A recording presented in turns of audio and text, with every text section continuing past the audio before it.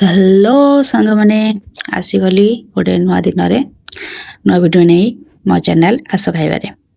ଆଜି ଗୋଟେ ତରକାରୀ ବନେଇବା। ଗାଁରେ ହୁଏ ତରକାରୀ, ସହରମାନଙ୍କ କଥା ମୁଁ କହିପାରିବିନି।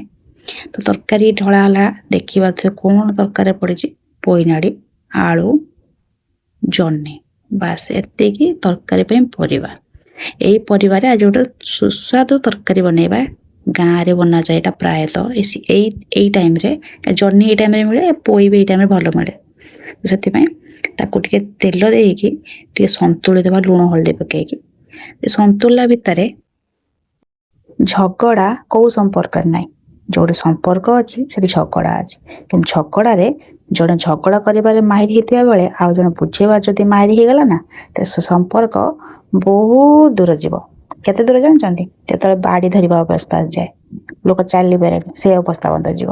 ଆଉ ଏବେ ତ କୋର୍ଟ କଚେରୀ ଯେହେତୁ ଦିନକୁ ଦିନ ବଢ଼ିଲାଣି, ତ ସେ ସବୁ ଆଡ଼କୁ ଯିବାନି।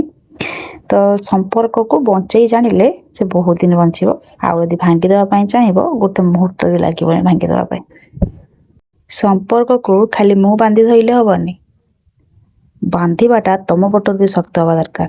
ନହେଲେ ଯଦି କେତେବେଳେ ଜୀବନରେ ଉଠାଣି ଗଡ଼ାଣି ଆସିବ ଆଉ ମୋ ହାତରୁ ସେ ସୂତାଟା ଖସିଯିବ, ତମେ ଯଦି ନ ଧରିଥିବ ତାହେଲେ ବି ସମ୍ପର୍କ ଭାଙ୍ଗିଯିବ। ଏଇ କଥା ଭିତରେ ଆମ ତରକାରୀ ପଘାରିବା ସମୟ ଆସିଗଲାଣି।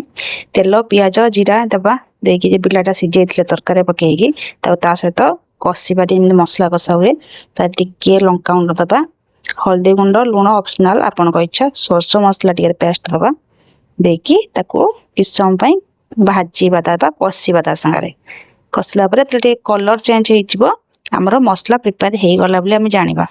ତାପରେ ତରକାରୀ ଦେବା।